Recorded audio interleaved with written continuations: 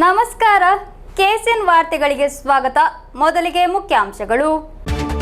Karadka agriculturist welfare ಸಹಕಾರಿ ಸೊಸೈಟಿಯಲ್ಲಿ ಕೋಟಿಗಳ ವಂಚನೆ ನಡೆಸಿದ ಪ್ರಕರಣ. ಆರೋಪಿಗಳು ಬಂಧಿತರಾದ ಹಿನ್ನೆಲೆಯಲ್ಲಿ ಸುಗಮವಾಗಲಿದೆ ನಷ್ಟವಾದ ಹಣ ವಾಪಸ್ ಲಭಿಸಲಿರುವ ದಾರಿ. ಕಳ್ಳಾರ್ನಲ್ಲಿ ಮೊಬೈಲ್ ಸ್ಫೋಟಗೊಂಡು ಅವಘಡ.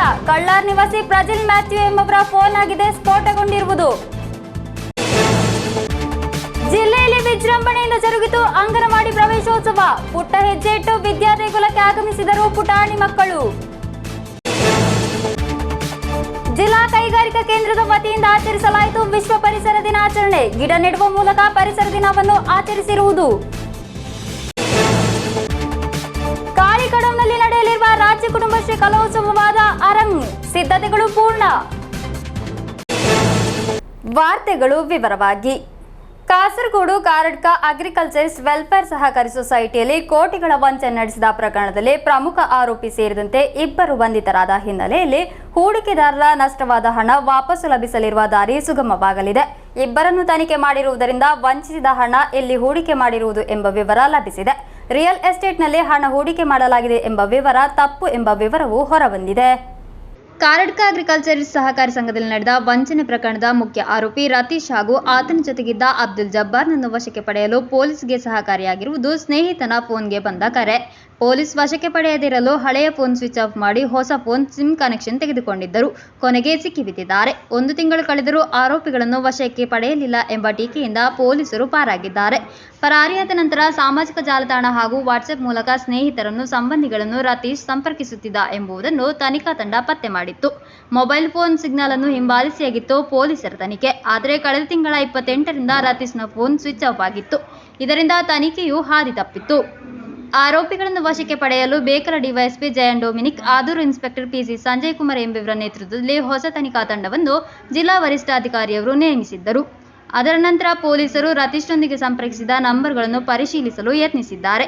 ಈ ವೇಳೆ ಮತ ಎಣಿಕೆ ದಿನದಂದು ಒಬ್ಬ ಸ್ನೇಹಿತನಿಗೆ ರತೀಶ್ ಕರೆ ಮಾಡಿದ್ದಾನೆ. ಅದನ್ನು ಹಿಂಬಾಲಿಸಿ ಪೊಲೀಸ್ ಹೋಗಿದ್ದು കസ്റ്റഡിಗೆ പಡೆದಿದ್ದಾರೆ. ഇവര് സാധാരണഗതിയിൽ ഒരു സ്ഥലത്ത് ഒരു ലൊക്കേഷൻ കിട്ടി പോലീസ് പോകുമ്പോൾ അടുത്ത ദിവസം വേറെ ലൊക്കേഷനാണ് പോകുന്നത്. അപ്പോൾ നമ്മൾ നേരെ തിരിച്ച് റിവേഴ്സ് ഞങ്ങൾ പോയി. ഞങ്ങൾ കുറച്ച് അഡ്വാൻസ് ചെയ്തു പോലീസ്. അങ്ങനെയാണ് ഇവരെ പിടിക്കാൻ കഴിഞ്ഞത്. പിന്നെ അത് മാത്രമല്ല, ഇവരെ കോൺടാക്ട് ചെയ്യാൻ സാധ്യതയുള്ള ആൾക്കാരെയൊക്കെ ഞങ്ങൾ നിരീക്ഷണത്തിലുണ്ടായിരുന്നു. അപ്പോൾ അവരുമായിട്ട് ബന്ധപ്പെട്ട് നടത്തിയ അന്വേഷണത്തിലൂടെയാണ് പ്രതികളിലേക്ക് എത്താൻ കഴിഞ്ഞത്. ಈ ರೋಡ್ನ ಒಂದು ಲಾಡ್ಜ್ನಲ್ಲಿ ರತೀಶ್ ಮತ್ತೆ ಜಬ್ಬಾರ್ ತಂಗಿದ್ದರು. ಬೇಕಲ್ ಇನ್ಸ್ಪೆಕ್ಟರ್ ಜಯನ್ ಡೊಮಿನಿಕ್, ಆದೂರು ಇನ್ಸ್ಪೆಕ್ಟರ್ ಪಿಸಿ ಸಂಜಯ್ ಕುಮಾರ್ ಎಂಬಿವರ ನೇತೃತ್ವದಲ್ಲಿರುವ ತಂಡ ಆರೋಪಿಗಳನ್ನು ವಶಕ್ಕೆ ಪಡೆದಿರುವುದು. ರತೀಶ್ನನ್ನು ತನಿಖೆ ಮಾಡುವುದರೊಂದಿಗೆ ವಂಚಿಸಿದ ಹಣ ಎಲ್ಲಿ ಹೂಡಿಕೆ ಮಾಡಲಾಗಿದೆ ಎಂಬುದನ್ನು ಪತ್ತೆ ಮಾಡಲು ಸಾಧ್ಯವಾಗುವುದು. ರಿಯಲ್ ಎಸ್ಟೇಟ್ನಲ್ಲಿ ಹೂಡಿಕೆ ಮಾಡಲಾಗಿದೆ ಎಂಬ ಮೊದಲ ವಿವರ ತಪ್ಪು ಎಂಬ ಸೂಚನೆಯೂ ಇದೆ. ಇದಕ್ಕಾಗಿ ಇಬ್ಬರನ್ನು ಕ್ರೈಂ ಬ್ರಾಂಚ್ ಕಚೇರಿಯಲ್ಲಿ ತನಿಖೆ ಮಾಡಲಾಗುತ್ತಿದೆ. ನಷ್ಟವಾದ ಹಣ ವಾಪಸ್ ಪಡೆಯಬಹುದು ಎಂಬುದು ತನಿಖಾ ತಂಡದ ಮುಂದಿರುವ ಪ್ರಧಾನ ಸವಾಲು. ರತೀಶ್ ವಂಚಿಸಿ ವಿವಿಧ ಬ್ಯಾಂಕ್ಗಳಲ್ಲಿ ಅಡವಿಟ್ಟ ಚಿನ್ನಗಳನ್ನು ವಶಪಡಿಸಿಕೊಳ್ಳಲಾಗಿತ್ತು. ಸ್ವಲ್ಪ ಚಿನ್ನ ಇನ್ನು ವಶಕ್ಕೆ ಪಡೆಯಲು ಬಾಕಿ ಇದೆ. ರತೀಶ್ನನ್ನು ವಶಕ್ಕೆ ಪಡೆಯಲು ವಿಳಂಬವಾಗಿರುವುದಕ್ಕೆ ಈ ಹಿಂದೆ ಪ್ರತಿಭಟನೆಯೂ ನಡೆದಿತ್ತು. ಜಿಲ್ಲಾ crime branch DYSP Shibu Papachand ತನಿಖೆಯನ್ನು ಕೈಗೆತ್ತಿಕೊಂಡಿದ್ದಾರೆ. News bureau, Kasaragod. ಕಾಸರಗೋಡು ಕಳ್ಳಾರ್ನಲ್ಲಿ ಮೊಬೈಲ್ ಸ್ಫೋಟಗೊಂಡು ಅವಘಡ. ಕಳ್ಳಾರ್ ನಿವಾಸಿ ಪ್ರಜಿಲ್ ಮ್ಯಾಥ್ಯೂ ಅವರ ಫೋನ್ ಆಗಿದೆ ಸ್ಫೋಟಗೊಂಡಿರುವುದು. ಪ್ಯಾಂಟ್ ಜೇಬಿನಲ್ಲಿದ್ದ ಫೋನ್ ಬಿಸಿಯಾಗಿ ಹೊಗೆ ಬರಲಾರಂಭಿಸಿತು. ನಂತರ ಸ್ಫೋಟಗೊಂಡಿದೆ. ಪಾಣತ್ತೂರು ಕಳ್ಳಾರ್ನಲ್ಲಿ ಕ್ರೌನ್ ಸ್ಪೋರ್ಟ್ಸ್ ಅಂಡ್ ಸೈಕಲ್ಸ್ ಎಂಬ ಸಂಸ್ಥೆ ನಡೆಸುತ್ತಿರುವ ಪ್ರಜಿಲ್ ಮ್ಯಾಥ್ಯೂ ಎಂಬವರ ಫೋನ್ ಆಗಿದೆ ಸ್ಫೋಟಗೊಂಡಿರುವುದು. ಬೆಳಗ್ಗೆ 10:30ರ ಸುಮಾರಿಗೆ ಈ ಘಟನೆ ನಡೆದಿದೆ. ಪ್ರಜಿಲ್ ಮ್ಯಾಥ್ಯೂ ಅವರ ಪ್ಯಾಂಟ್ ಜೇಬಿನಲ್ಲಿದ್ದ ಫೋನ್ ಏಕಾಏಕಿ ಬಿಸಿಯಾಗಿ ಹೊಗೆ ಬರಲಾರಂಭಿಸಿತು. ತಕ್ಷಣ ಜೇಬಿನಿಂದ ಫೋನ್ ತೆಗೆದು ಎಸೆದಿದ್ದಾರೆ. ಅಪಘಾತದಲ್ಲಿ ಪ್ರಜಿಲ್ ಮ್ಯಾಥ್ಯೂ ರವರ ತೊಡೆ ಮತ್ತು ಕೈಗೆ ಗಾಯವಾಗಿದೆ. രാവിലെ ഒരു 9 മണിയോട് കൂടിയിട്ട് ഇവൻ്റെ ഫ്രിഡ്ജിൻ്റെ പോക്കറ്റിൽ നിന്ന് ഒരു പുക, ഒരു വാണത്തിന് തീ പിടിച്ച പോലത്തെ ഒരു പുക. ആകെ പെട്ടെന്ന് ഇവൻ വലിച്ചു ഊരി അങ്ങോട്ട് എറിഞ്ഞപ്പോഴത്തേക്കും അവിടെ കറത്ത് കത്തി. പരിക്ക് ചെറുതായിട്ടൊരു പോകുന്നത്. പിന്നെ ഇവിടെ ചെറുതായിട്ടൊരു കാല് കത്തി പോകും. 3 ವರ್ಷಗಳಿಂದ ಉಪಯೋಗಿಸುತ್ತಿರುವ ಫೋನ್ ಆಗಿದೆ ಸ್ಫೋಟಗೊಂಡಿರುವುದು. ಘಟನೆಯಲ್ಲಿ ಗ್ರಾಹಕರ ವಿವಾದ ಇತ್ಯರ್ಥ ನ್ಯಾಯಾಲಯದ ಮೊರೆ ಹೋಗಲಿದ್ದಾರೆ ಎಂದು, ಕಾನೂನು ಕ್ರಮಗಳೊಂದಿಗೆ ಮುಂದಾಗಲಿದ್ದಾರೆ ಎಂದು ಪ್ರಜಿಲ್ ಮ್ಯಾಥ್ಯೂ ತಿಳಿಸಿದರು. ಮೊಬೈಲ್ ಫೋನ್ಗಳು ಬಿಸಿಯಾಗುವ ಮತ್ತು ಸ್ಫೋಟಗೊಳ್ಳುವ ಘಟನೆಗಳು ನಿರಂತರವಾಗುತ್ತಿರುವುದು ತೀವ್ರ ಆತಂಕಕ್ಕೆ ಕಾರಣವಾಗಿದೆ. News bureau, Kasaragod. ಜಿಲ್ಲೆಯಲ್ಲಿ ಅಂಗನವಾಡಿ ಪ್ರವೇಶೋತ್ಸವ ವಿಜೃಂಭಣೆಯಿಂದ ಜರುಗಿತು. ಪುಟ್ಟ ಹೆಜ್ಜೆ ಇಟ್ಟು ಪುಟಾಣಿ ಮಕ್ಕಳು ಜ್ಞಾನದ ಬೆಳಕನ್ನು ನೀಡುವ ವಿದ್ಯಾದೇಗುಲಕ್ಕೆ ಆಗಮಿಸಿದರು. ಜಿಲ್ಲೆಯಲ್ಲಿ ಅಂಗನವಾಡಿ ಪ್ರವೇಶೋತ್ಸವವು ವಿಜೃಂಭಣೆಯಿಂದ ಜರುಗಿತು. ಸಮಾಜ ಕಲ್ಯಾಣ ಇಲಾಖೆ ವತಿಯಿಂದ ಕಾಸರಗೋಡು ನಗರಸಭೆ 20ನೇ ವಾರ್ಡ್ ಫೋರ್ಟ್ ರೋಡ್ ಅಂಗನವಾಡಿಯಲ್ಲಿ ಶೈಕ್ಷಣಿಕ ವರ್ಷದ ಪ್ರವೇಶೋತ್ಸವವು ಅದ್ದೂರಿಯಾಗಿ ನಡೆಯಿತು. ಪುಟ್ಟ ಹೆಜ್ಜೆ ಇಟ್ಟು ಪುಟಾಣಿ ಮಕ್ಕಳು ಜ್ಞಾನದ ಬೆಳಕನ್ನು ನೀಡುವ ವಿದ್ಯಾದೇಗುಲಕ್ಕೆ ಘೋಷಯಾತ್ರೆಯೊಂದಿಗೆ ಆಗಮಿಸಿದರು.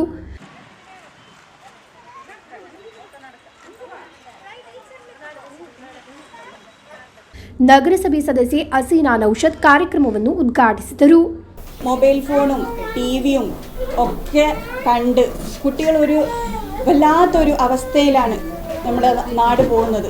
അവർക്ക് കൂട്ടുകാരുമായിട്ട് മിങ്കിൾ ചെയ്യാൻ അറിയുന്നില്ല, അവർ കൂട്ടുകാരായിട്ട് കളിക്കാൻ അറിയുന്നില്ല.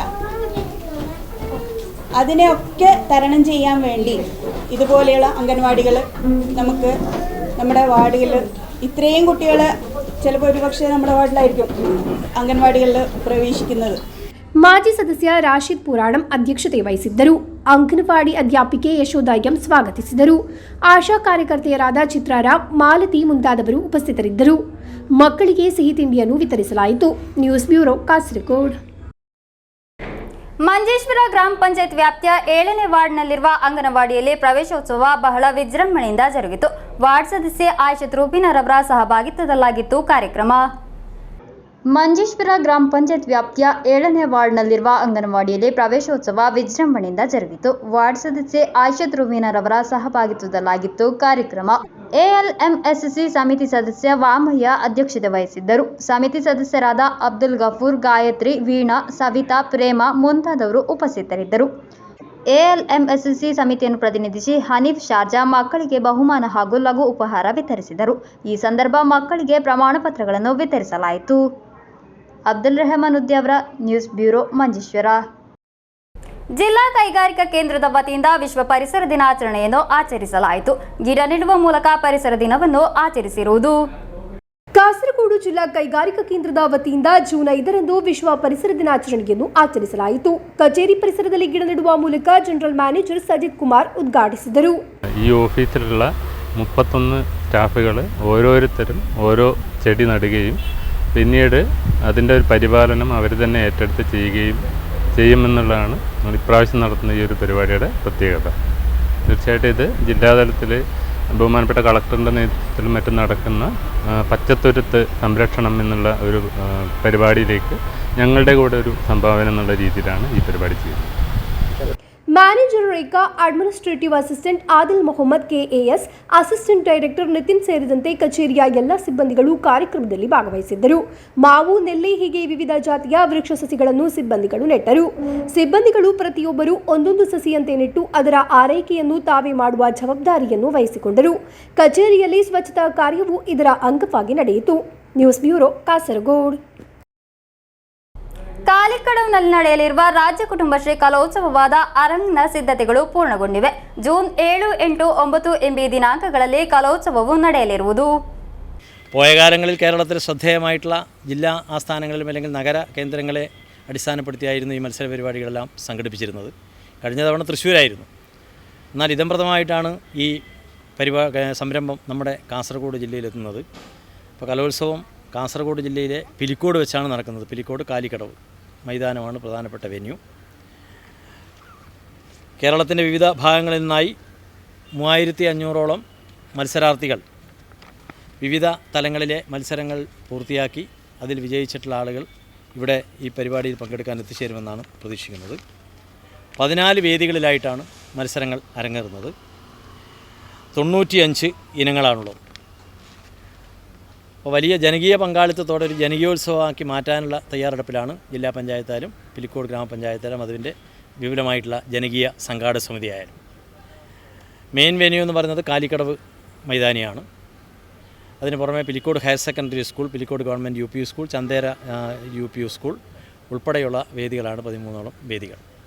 ಸುದ್ದಿಗೋಷ್ಠಿಯಲ್ಲಿ ಸಂಘಟಕ ಸಮಿತಿ ಪದಾಧಿಕಾರಿಗಳಾದ ಶಾಸಕ ಎಂ ರಾಜಗೋಪಾಲನ್, ಟಿಟಿ ಸುರೇಂದ್ರನ್, ವಿವಿ ಸಜೀವನ್, ಪಿಪಿ ಪ್ರಸನ್ನಕುಮಾರಿ, ಸಿಸಿ ನಿಷಾದ್, ಆಯಿಷಾ ಇಬ್ರಾಹಿಂ, ಎ ಜ್ಯೋತಿಷ್, ರತೀಶ್ ಪಿಲಿಕೋಡ್ ಉಪಸ್ಥಿತರಿದ್ದರು.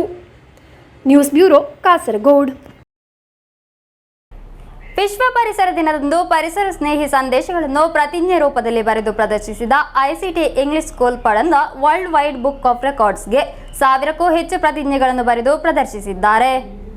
ವಿಶ್ವ ಪರಿಸರ ದಿನದಂದು ಪರಿಸರ ಸ್ನೇಹಿ ಸಂದೇಶಗಳನ್ನು ಪ್ರತಿಜ್ಞಾ ರೂಪದಲ್ಲಿ ಬರೆದು ಪ್ರದರ್ಶಿಸಿದ ICT English school Palanna world wide book of ರೆಕಾರ್ಡ್ಗೆ ಪರಿಸರಕ್ಕೂ ಜೀವಜಾಲಕ್ಕೂ ತೊಂದರೆ ಉಂಟು ಮಾಡುವ 1000ಕ್ಕೂ ಹೆಚ್ಚು ವಿಷಯಗಳನ್ನು ವಿಮರ್ಶಿಸುವ 1000ಕ್ಕೂ ಹೆಚ್ಚು ಪ್ರತಿಜ್ಞೆಗಳನ್ನು ಬರೆದು ಶಾಲಾ ಕ್ಯಾಂಪಸ್ನಲ್ಲಿ ಪ್ರದರ್ಶಿಸಿ ವಾಚಿಸಿ ಮಕ್ಕಳು ವರ್ಲ್ಡ್ ರೆಕಾರ್ಡ್ ಸಾಧನೆಗೆ ಸಿದ್ಧರಾಗಿರುವುದು. 1ನೇ ತರಗತಿಯಿಂದ 10ನೇ ತರಗತಿವರೆಗೆ ಇರುವವರಲ್ಲಿ 500ಕ್ಕೂ ಹೆಚ್ಚು ವಿದ್ಯಾರ್ಥಿಗಳು ಭಾಗವಾದ ಕಾರ್ಯಕ್ರಮ ಪರಿಸರ ದಿನ ಆಚರಣೆಗೆ ಹೊಸ ಮುಖ ಮತ್ತು ಆಯಾಮ ನೀಡುವುದು ಎಂದು ಶಾಲಾ പദാധികാരികൾ ತಿಳಿಸಿದರು. കുട്ടികൾക്കായി എന്ത് പരിപാടി സംഘടിപ്പിക്കുമ്പോഴും ആ പരിപാടികളുടെ വ്യത്യസ്ത വിഷയങ്ങളിൽ കുട്ടികൾക്ക് കൃത്യമായ അവബോധവും നിലപാടും ഉണ്ടായിരിക്കണം എന്നുള്ളത് ഞങ്ങൾക്ക് നിർബന്ധമുണ്ട്. അതുകൊണ്ടാണ് പ്രോഗ്രാമുകളൊക്കെ സംഘടിപ്പിക്കുമ്പോൾ വ്യത്യസ്തമായിട്ടുള്ള രീതികൾ നമ്മുടെ സ്കൂൾ അവലംബിക്കുന്നത്. ഇപ്പോൾ പരിസ്ഥിതി ദിനവുമായി ബന്ധപ്പെട്ട് തന്നെ കേവലമായ വൃക്ഷത്തൈകളും മറ്റൊക്കെ നട്ട് നമുക്ക് പോകാമായിരുന്നു. അതിന് പകരമാണ് പരിസ്ഥിതിക്ക് ആഘാതം സൃഷ്ടിക്കുന്ന രീതിയിലുള്ള 1000ത്തോളം വിഷയങ്ങൾ അത് കുട്ടികൾ തന്നെ സ്വന്തമായി കണ്ടെത്തുകയും ആ വിഷയങ്ങളുമായി ബന്ധപ്പെട്ട് അവർക്ക് എന്ത് ചെയ്യാൻ പറ്റും എന്ന് അവർ തന്നെ ചിന്തിക്കുകയും അവർ തന്നെ കണ്ടെത്തുകയും ചെയ്തിട്ടുള്ള 1000ത്തോളം പ്രതിജ്ഞകൾ അവർ എഴുതി തയ്യാറാക്കി അത് പ്രഖ്യാപിച്ചുകൊണ്ടാണ് യഥാർത്ഥത്തിൽ നമ്മുടെ പരിസ്ഥിതി ദിനാചരണം മുമ്പോട്ട് പോയിട്ടുള്ളത്. News bureau Kasaragod.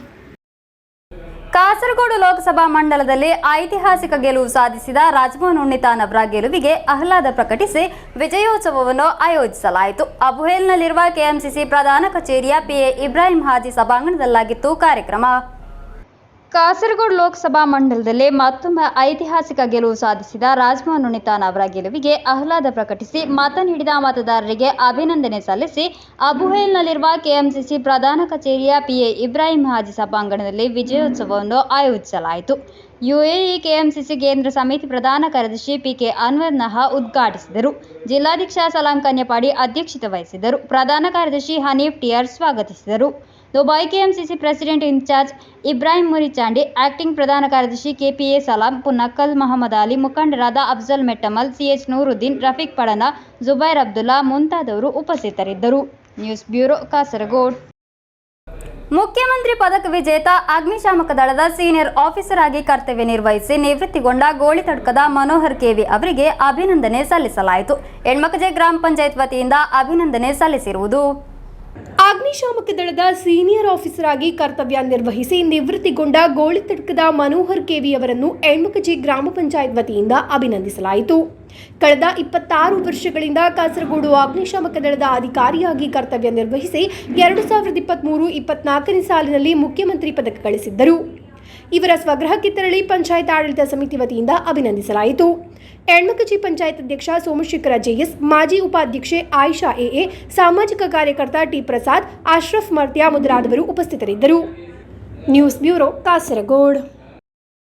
Cherkala Zainab memorial BEd ಸೆಂಟರ್ನ ಆಶ್ರಯದಲ್ಲಿ ಪರಿಸರ ದಿನವನ್ನು ಆಚರಿಸಲಾಯಿತು. ಮಾರ್ತೋಮಾ ಬದಿರ ವಿದ್ಯಾಲಯದಲ್ಲಿ ಆಯೋಜಿಸಿದ್ದ ಕಾರ್ಯಕ್ರಮವನ್ನು ರೆವರೆಂಡ್ ಮ್ಯಾಥ್ಯೂ ಬೇಬಿ ಗಿಡ ನೆಡುವ ಮೂಲಕ ಉದ್ಘಾಟಿಸಿದರು. ಚೆರ್ಕಳ ಜೈನಬ್ ಮೆಮೋರಿಯಲ್ ಬಿಎಡ್ ಸೆಂಟರ್ನ ಈ ವರ್ಷದ ಪರಿಸರ ದಿನಾಚರಣೆ ಮಾರ್ತೋಮಾ ಬದಿರ ವಿದ್ಯಾಲಯದಲ್ಲಿ ಜರುಗಿತು. ಪರಿಸರ ದಿನಾಚರಣೆ ಕಾರ್ಯಕ್ರಮವನ್ನು ರೆವರೆಂಡ್ ಮ್ಯಾಥ್ಯೂ ಬೇಬಿ ಗಿಡ ನೆಡುವ ಮೂಲಕ ಉದ್ಘಾಟಿಸಿದರು. ಮುಖ್ಯ ಶಿಕ್ಷಕಿ ಶೀಲಾ ಅಧ್ಯಕ್ಷತೆ ವಹಿಸಿದ್ದರು. Marthoma school manager father Mathew Baby, BEd ಕೇಂದ್ರದ principal doctor Neena MK, college union chairman Kurian V Joseph, ecotech club ಕಾರ್ಯದರ್ಶಿ ಮೊಹಮ್ಮದ್ ರಿಯಾಜ್, ಶಾಲಾ ಸಿಬ್ಬಂದಿ ಕಾರ್ಯದರ್ಶಿ ಜೋಶಿ ಶುಭ ಹಾರೈಸಿ ಮಾತನಾಡಿದರು. ನಂತರ ಶಿಕ್ಷಕ ವಿದ್ಯಾರ್ಥಿಗಳು ಸಂಜ್ಞಾ ಭಾಷಾ ಕಲಿಕೆಯ ವಿಧಾನಗಳನ್ನು ಪರಿಚಯ ಪಡೆಯಲು ತಜ್ಞ ಶಿಕ್ಷಕರ ತರಗತಿಗಳನ್ನು ವೀಕ್ಷಿಸಿದರು. News bureau Kasaragod. ಮುಳಿಂಜ ಸರ್ಕಾರಿ ಕಿರಿಯ ಪ್ರಾಥಮಿಕ ಶಾಲೆಯಲ್ಲಿ ಶೈಕ್ಷಣಿಕ ವರ್ಷದ ಪ್ರವೇಶೋತ್ಸವ ಅದ್ದೂರಿಯಾಗಿ ನಡೆಯಿತು. ಮಂಗಲ್ಪಾಡಿ ಗ್ರಾಮ ಪಂಚಾಯತ್ ಸದಸ್ಯ ಅಬ್ದುಲ್ ರಹಿಮಾನ್ ಟಿಎಂ ಉದ್ಘಾಟಿಸಿದರು.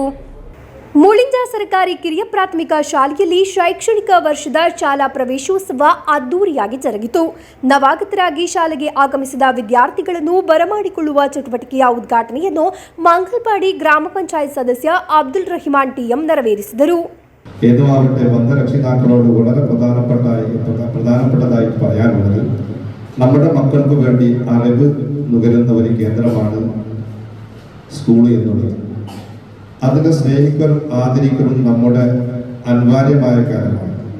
ഇന്നത്തെ മക്കള് ഇനി നാടിൻ്റെ പ്രധാനമന്ത്രിയും അതേപോലെ തന്നെ മറ്റുള്ള വലിയ വലിയ ഒരു സ്ഥാനം വഹിക്കുന്ന മക്കളായി തീരുമെന്ന് സംശയമില്ല.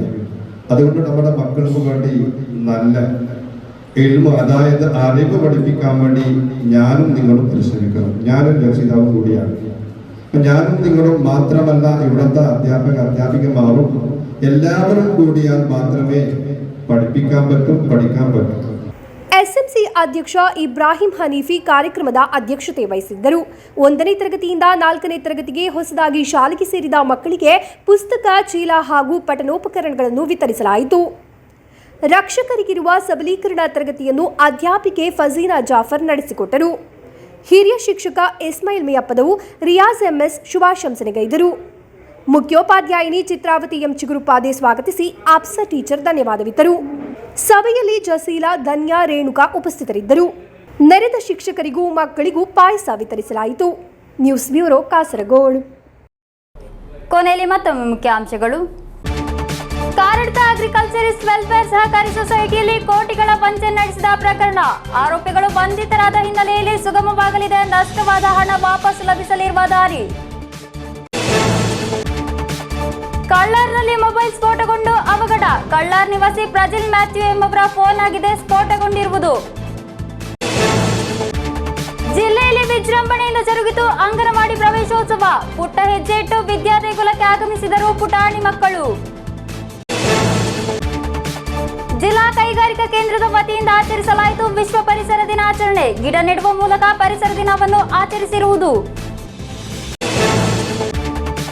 ಕಾಳಿಕಡಂನಲ್ಲಿ ನಡೆಯಲಿರುವ ರಾಜ್ಯ ಕುಟುಂಬಶ್ರೀ ಕಲೋತ್ಸವವಾದ ಅರಂಗ್ ಸಿದ್ಧತೆಗಳು ಪೂರ್ಣ. ಇಂದಿನ ವಾರ್ತಾ ಸಂಚಿಕೆಗೆ ಮುಕ್ತಾಯವಾಯಿತು. ಮುಂದಿನ ವಾರ್ತಾ ಸಂಚಿಕೆಯೊಂದಿಗೆ ಭೇಟಿಯಾಗೋಣ. ವಂದನೆಗಳು.